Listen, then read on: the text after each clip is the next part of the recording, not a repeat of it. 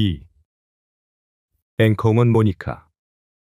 9월 27일 오후 6시. 하이드 파크.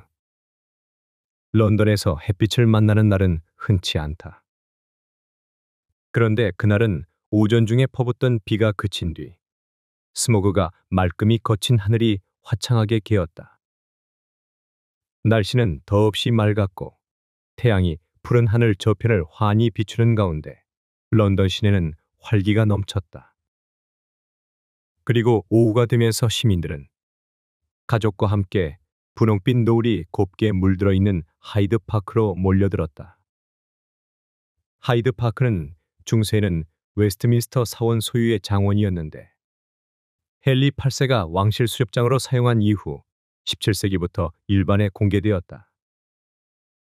부지 면적만 140만 평방미터에 달하는 이 넓은 공원은 특히 런던 시민들에게 휴식을 주는 쉼터로 사랑받고 있었다. 수전홍은 마블 아치 앞에서 택시를 내렸다. 색창연한 건물이 즐비한 거리를 저녁에 러시아워로 접어들면서 약간 혼잡해졌다. 그녀는 길을 건너 하이드 파크로 들어섰다. 공원은 꽤 넓고 잔디도 잘 손질되어 있었다. 산책하기에 좋은 거리였다. 하이드 파크에서도 유명한 곳은 마블 아치 남쪽에 위치한 스피커스 코너이다. 누구나 제한 없이 자유로운 주제로 연설을 할 수 있는 이곳은 일요일이면 인산인해를 이루는데 그날도 늦은 시간이었지만 몇몇 사람들이 열변을 토해내고 있었다. 수저는 시계를 보았다. 예정보다 30분 정도 일찍 도착한 셈이었다. 그녀는 젓갈색 보도를 따라 너도밤나무가 즐비하게 쭉 뻗어있는 산책로로 접어들었다. 머리를 오렌지색이나 짙은 주황색으로 물들인 펑그족들이 오가는 모습이 이채로웠다. 록그룹 엘도라도의 공연을 보러 온 것이 틀림없었다. 1시간 후면 하이드 파크의 야외 음악당에서 엘도라도의 라이브 콘서트가 열릴 것이었다. 수저는 단발머리를 한 귀여운 얼굴의 동양 미인으로 체구는 자그마했다. 그녀도 역시 엘도라도의 라이브 공연을 보기 위해 일부러 하이드 파크를 찾아온 것이었다. 록그룹 엘도라도는 30대 초반의 4인조 밴드였는데 2년 전 첫 번째 앨범 메시아로 데뷔한 이래 브리티시 메탈 밴드의 선두주자로 부상했다. 그 후 두 번째 앨범 데킬라가 연속 빅히트를 기록하며 앨범 발매 직후부터 지금까지 빌보드 차트 상위 랭크에서 상당히 오랜 기간 머무르고 있었다. 그들의 사운드는 그때까지 들어보지 못한 현대적인 감각에 신선함과 독특함이 결합되어 가히 충격적인 반향을 불러일으켰다. 어느 평론가는 이들의 음악이야말로 가장 비이성적이고 가장 아름다우며 가장 진보적이라고 찬탄했다. 특히 리드 기타와 보컬을 맡은 그룹의 리더 크리스 올랜도의 인기는 가히 폭발적이었다.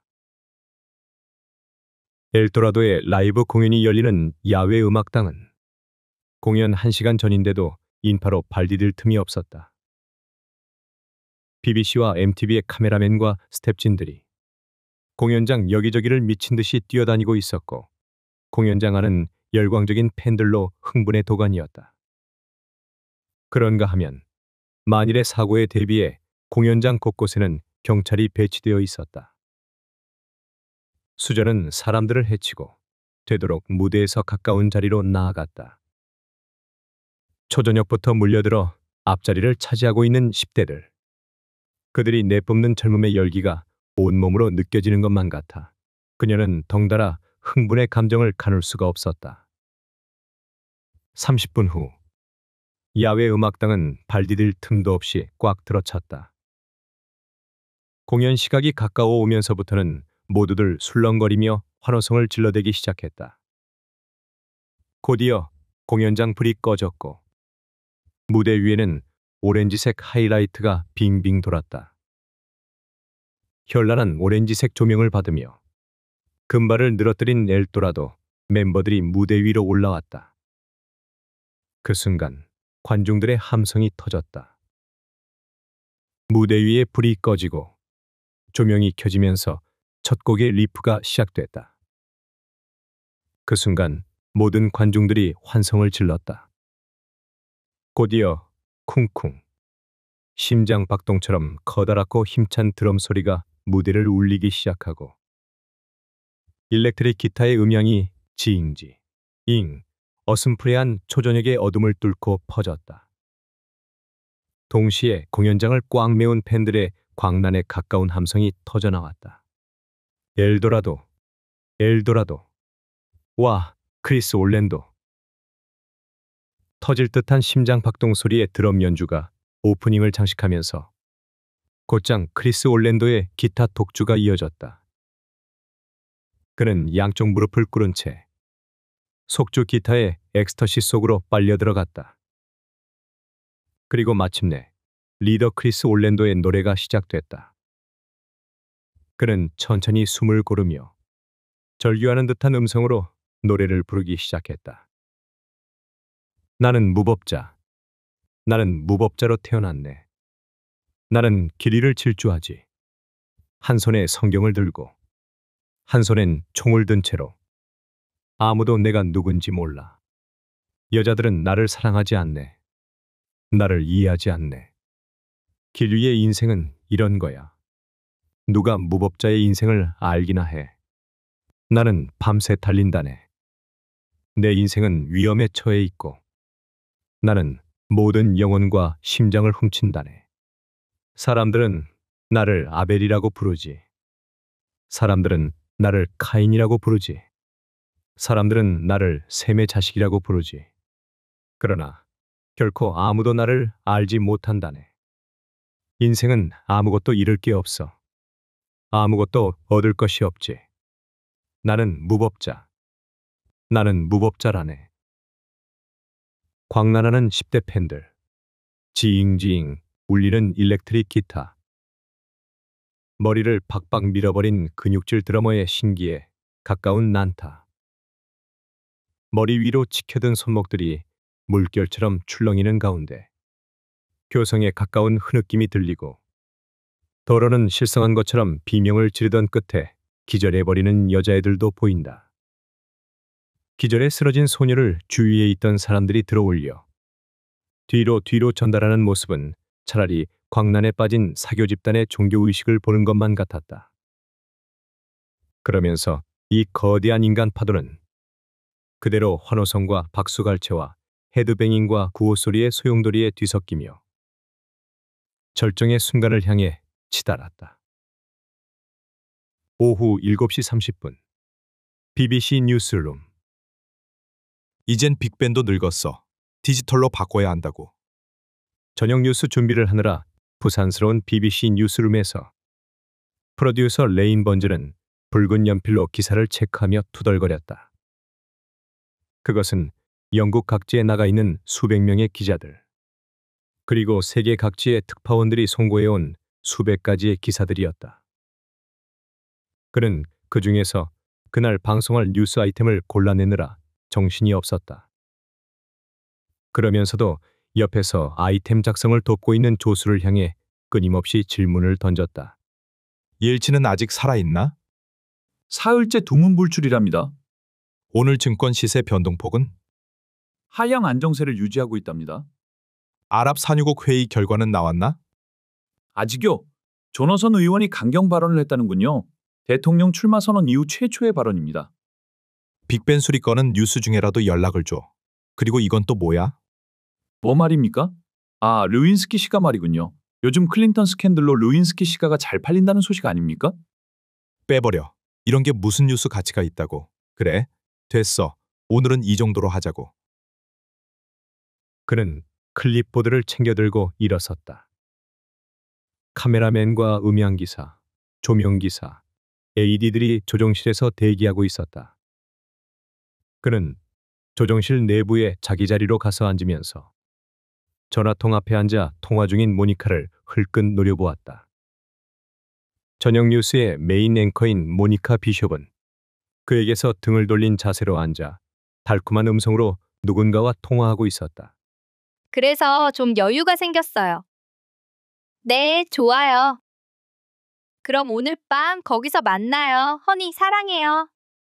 소화기를 놓고 돌아서는 모니카의 시선이 레인과 마주쳤다. 그녀는 그의 눈길을 무시하고 뉴스룸 안으로 들어갔다. 레인은 이마살을 찌푸렸다. 요즘 모니카의 얼굴이 봄을 만난 꽃송이처럼 활짝 피어올라 있었다. 그것이 레인의 심사를 뒤틀리게 했다.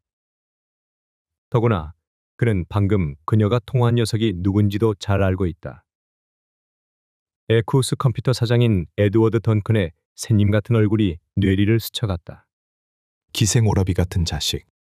그는 이렇게 중얼거리며 모니터에 비친 모니카의 얼굴을 노려보았다. 아무래도 그녀의 짙은 화장이 마음에 걸렸다. 뉴스룸과 연결된 마이크 스위치를 누르고 그가 말했다. 모니카, 화장이 너무 튀는 것 아닌가? 내 화장이 뭐가 어때서요? 가부키 배우 같잖아. 가면을 쓴 것 같다고. 눈 화장이 너무 짙어. 여긴 방송국이지 연극 무대가 아니라고. 공연한 시비 걸지 말아요. 평소에 했던 대로예요. 다른 날보다 더 진하지 않은데 도대체 왜 그러죠? 이어폰을 통해 모니카의 카랑카랑한 음성이 화살처럼 날아왔다. 베테랑 앵커답게 발음 하나하나가 정확하게 울려 나오는 것도 신경에 거슬렸다. 그는 공연히 부하가 치밀어 자신도 모르게 언성을 높였다. 화장이 짙어서 짙다고 말했을 뿐인데 무슨 뚱딴지 소리야? 당신 일이나 잘하라고요. 뭐가 어째? 그때 누군가 등 뒤에서 레인의 어깨를 툭 쳤다. 제임스 국장이었다. 뚱뚱한 체구의 시가를 입에 물고 있는 그가 연기를 내뿜으며 입을 열었다.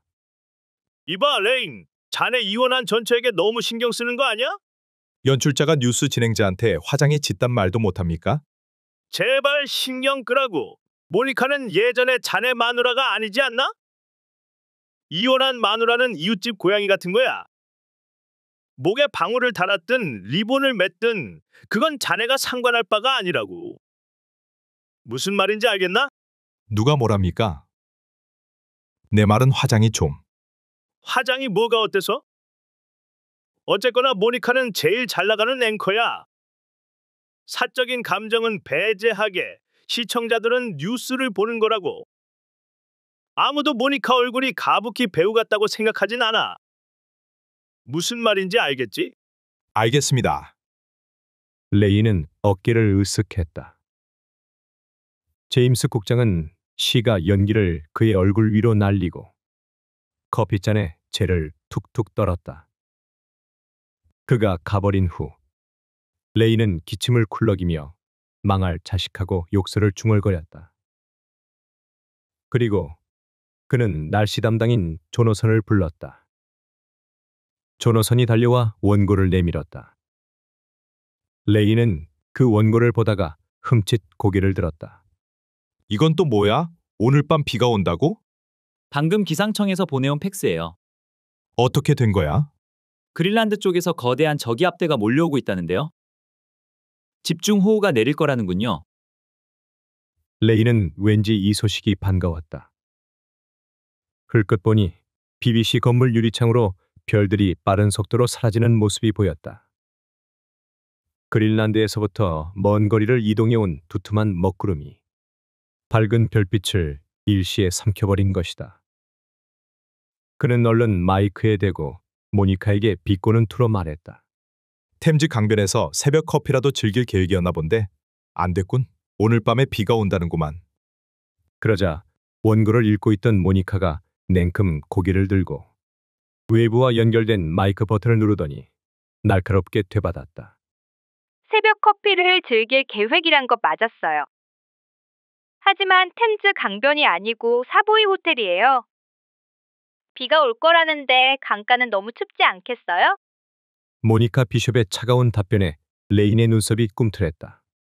방송 시간입니다. 조수가 말했다. 알았어. 준비해. 레인이 지시했다. 10초 전 조수가 카운트다운을 시작했다. 잠시 후 9시를 알리는 빅벤의 15소리가 들렸다. 이어 저녁 뉴스의 시그널 음악이 흐르면서 모니터에는 모니카의 귀족적인 얼굴이 잡혔다. 조명 불빛을 받아 더욱 환하게 빛나는 허니 블론드 머리결을 배경 삼아 모니카가 침착하게 웃으며 입을 열었다. 안녕하십니까? BBC 저녁 뉴스의 모니카 비숍입니다. 그녀의 음성은 부드럽고 매끄러웠다. 방금 레인을 대했던 독살맞은 표정이나 음성은 눈을 씻고 찾아보려야 찾아볼 수가 없었다. 레인에게는 그것이 더욱 밉살맞게 여겨졌다. 그는 모니터를 무섭게 노려보며 입속말로 중얼거렸다. 망할 계집. 어디 두고 보자. 오후 10시 40분. 하이드파크. 무서운 비였다. 삽시간에 몰려든 검은 구름은 번개와 천둥을 토해내며 런던 시내를 강타했다. 빅벤을 수리하던 기술자들도 일손을 접고 시계탑에서 내려가 버렸다. 바늘 하나만을 단 채 어색하게 멈춰선 빅벤 위로 연거푸 날카로운 번개가 내리쳤다. 이 비는 엘도라도의 라이브 콘서트가 열리는 하이드파크의 야외 음악당 위에도 어김없이 쏟아졌다. 갑자기 거친 폭우가 쏟아져 내린 것은 공연의 막바지 무렵이었다. 라이브 공연장은 삽시간에 아수라장으로 돌변했다. 부랴부랴 우산을 펼쳐드는 사람들도 있었지만 대부분은 한껏 열광에 들떠있던 판이라 오히려 이 갑작스런 폭우를 반기는 기현상이 벌어졌다. 10대들은 일제히 우통을 벗어던지며 광란에 가까운 환호를 보냈다. 무대에서는 폭우에도 불구하고 엘도라도의 마지막 레퍼토리인 한밤의 UFO가 연주되고 있었다. 그들은 지구에 와 있다네. 아주 오래전부터 여기 와 있었지. 나를 이곳으로 데려온 것은 바로 그들. 빛나는 녹색 피부에 수정 같은 눈동자. 나의 고향은 플리아데스 성단. 거기엔 나의 친부모와 가족들이 살고 있지. 나는 매일 밤 그들에게 기도하지. 하늘에서 내려온 수천 명의 외계인 아기들. 그들은 전 세계에 퍼져서 살고 있네. 나는 그들 중 한 명이라네. 수전홍은 크리스 올랜도의 열창을 뒤로 하고 콘서트장을 빠져나왔다. 갑자기 내린 비로 온몸이 흠뻑 젖어 있었다. 그녀는 하이드파크를 벗어나 웰링턴 박물관 앞을 지났다. 인터컨티넨탈 호텔 앞에서 택시를 잡으려고 하는데 막 코너를 돌아선 푸른색 시보레가 그녀를 5미터쯤 지나친 곳에서 멈춰서는 것이 보였다. 시보레는 다시 후진해 오더니 붉은 브레이크 등을 밝히며 바로 그녀의 옆에서 멈춰섰다. 수전은 시보레 문이 열리며 한 남자가 내리는 것을 보았다. 그는 우산을 펼쳐 쓰고 그녀를 향해 다가왔다. 더블 브레스트의 회색 정장에 짙은 눈썹을 한 지적인 분위기의 중년 남성이었다. 그가 비에 흠뻑 젖어 있는 수전의 머리 위로 우산을 받쳐주며 물었다. 어디까지 가시는지 제가 모셔다 드리겠습니다. 아니요, 고맙지만 사양하겠어요. 수전은 일부러 그의 우산에서 벗어나 몇 걸음 비켜서며 냉정하게 말했다. 비 오는 밤에 낯선 여자에게 접근해서 집까지 바래다 주겠다면 그 의중은 뻔한 것이었다. 그러자 그 남자는 다시 그녀 가까이 다가왔다. 수전은 이 낯선 남자가 추근거리는 것이 조마조마해지며 은근히 겁도 났다. 그 남자가 말했다. 저를 모르시겠습니까? 아가씨는 수전홍이시죠? 낯선 남자의 입에서 자기 이름이 튀어나오는 바람에 수전은 적잖이 놀랐다. 댁은 누구시죠? BBC에서 여러 번 얼굴을 마주쳤던 적이 있었을 텐데 그래도 저를 모르시겠습니까? 그제서야 수전의 눈에 그의 얼굴이 들어왔다. 정식으로 인사를 나눈 적은 없었지만 BBC 방송국의 엘리베이터에서 여러 차례 그를 본 적이 있었다. 레인 번지라고 합니다. 뉴스팀 프로듀서지요. 아, 당신이 바로 그 레인번즈인가요? 제 이름을 아시는군요. 그럼요. BBC에서 당신 이름을 모르는 사람이 어딨어요? 그럼 저를 믿을 수 있겠군요. 어디까지 가시죠? 모셔다 드리겠습니다. 저는 그리니치로 가요. 방향이 다르지 않은가요? 상관없습니다. 어서 타시죠. 그제서야 수전은 사양하지 않고 그를 따라 시보레에 탔다. 레인번지의 푸른색 시보레는 빗줄기를 헤치며 빠르게 그린 파크를 지나 그레이트 조지 스트리트로 들어섰다. 수전이 입을 열었다. 신기하네요. 뭐가 말입니까? 난 당신 얼굴을 알고 있었고 또 이름도 알고 있었어요. 그런데 서로 다른 사람인 줄로만 생각했거든요. 방금 다른 사람이 아닌 한 사람이란 걸 알게 됐어요. 게다가 차까지 얻어타게 됐다는 거죠? 그래요. 그런데 저를 어떻게 아시죠? 우리 뉴스팀에서 당신은 유명 인사입니다. 검은 머리의 동양인 미녀 작가에 대한 소문이 자자하죠. 하지만 그래서 당신에게 관심을 가진 건 아니고요. 지난 4월에 방영됐던 다큐멘터리.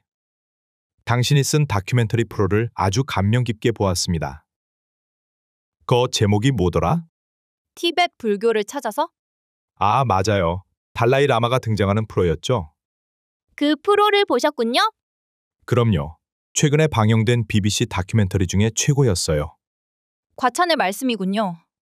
아닙니다. 진심으로 하는 말이에요. 수전홍은 웃으며 레인번즈를 바라보았다. 옆에서 본 레인번즈는 이목구비가 단정한 미남자였다. 그러나 움푹 들어간 두 눈이 왠지 불안하게 번득거리는 것만 같았다. 설마 나를 납치하려는 건 아닐까? 순간 그녀는 겁이 났다. 어떤 것인지는 모르지만 무언가 강한 감정이 그를 사로잡고 있는 것만 같았다. 어딜 갔다 오시는 거죠? 그녀의 시선을 의식한 듯 레인번즈가 곁눈질을 하며 물었다. 네? 이 늦은 시간에 하이드파크에서 뭘 했는지 궁금해서요. 아, 엘도라도의 콘서트를 보고 오던 길이에요. 엘도라도? 네, 엘도라도를 아세요? 물론이죠. 크리스 올랜도라는 미친놈이 이끄는 밴드죠. 나는 그 망할 놈의 메탈 음악이 끔찍하게 싫어요.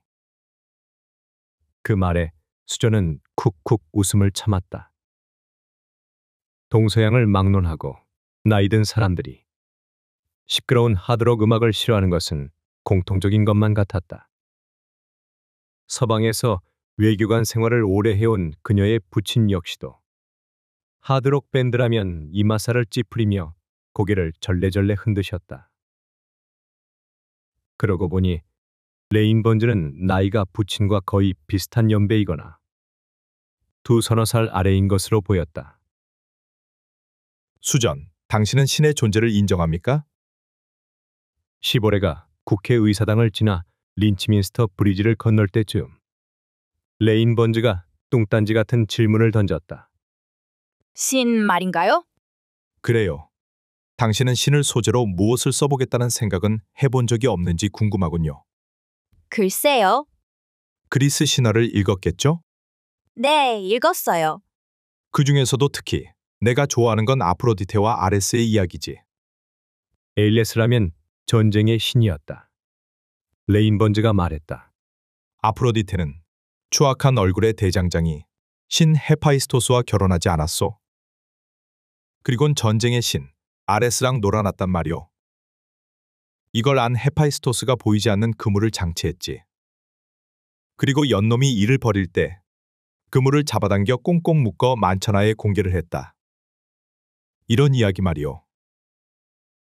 순간 수전홍은 몇 개월 전 주간신문의 가심란에 실린 앵커 모니카와 프로듀서 레인번즈의 파경 기사가 떠올랐다. 모니카의 문란한 생활 때문에 한때 소문난 인고 부부였던 그들의 결혼이 마침내 파경을 맞이했다는 내용이었다. 그렇게 생각하고 레인번즈를 다시 보니 그의 두 눈은 바람을 맞은 숫덩이처럼 빨갛게 이글거리고 있었다. 그러고 보니 아무래도 레인번즈는 왠지 모를 불안감에 몹시도 시달리고 있는 것처럼 보였다. 수저는 또다시 초조해지기 시작했다.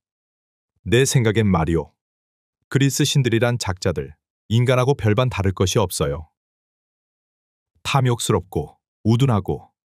당신 생각은 어떻소? 아, 네, 그래요. 맞아요. 저도 그런 생각을 했어요. 어느 쪽이지? 네? 당신 집 방향 말이오. 이제 여기서 어느 쪽으로 가야 하는 거요? 왼쪽으로 꺾어 들어가 주세요. 수저는 자신도 모르게 음성이 떨려 나왔다. 시보레는 빗물을 튀기며 인적이 드문 거리를 질주해 갔다. 어두운 하늘에서는 날카로운 번갯불이 번쩍이며 둔탁한 천둥 소리가 들려왔다. 수저는 불안했다. 대체 지금 어디로 가고 있는 걸까? 와이퍼가 미친 듯이 빗물을 걷어내고 있었지만 들이붓는 듯한 폭우로 도무지 방향을 가늠하기가 힘들었다. 오후 11시 10분 템즈 강변도로 이런 우라질. 몇 번이고 이그니션 스위치를 돌려보았지만 엔진은 가르릉거리는 소리만 울릴 뿐 다시 시동이 걸리지 않았다. 모니카 비숍은 맥이 탁 풀리면서 짜증스런 기분이 들었다. 정기 점검을 제대로 안 받은 탓이다. 지금으로선 아무런 방법이 없었다. 그녀는 글러브 박스를 열고 소형 책자 한 권을 꺼냈다. 실내등을 켜고 거기 적힌 애프터 서비스 전화번호를 찾아냈다. 그런데 설상가상이랄까? 휴대전화기의 온 버튼을 누르고 통화를 하려는 순간 삑삑 소리가 났다. 배터리가 떨어졌던 것이다. 그녀는 휴대전화기를 놓고 차창 밖을 보았다.